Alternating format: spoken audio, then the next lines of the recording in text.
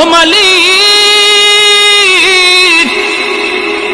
জাহান্নামে থাকবে তো জানলাম, চিরকাল জাহান্নামের শাস্তি ভোগ করবে। এই শাস্তিটা কেমন? আল্লাহ বলে ভয়ঙ্কর শাস্তি, ভয়ঙ্কর।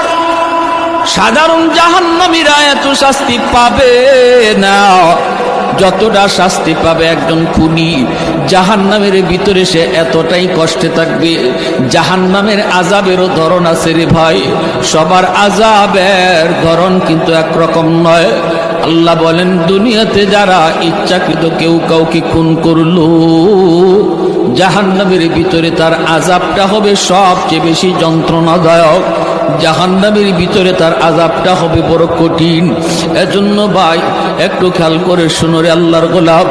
মায়ার নবী বলেন, হাসরের মাঠে আল্লাহ আদালত নিয়ে যখন বসবে, বিচার কাজ আল্লাহ শুরু করবে, সর্বপ্রথম আল্লাহর আদালতে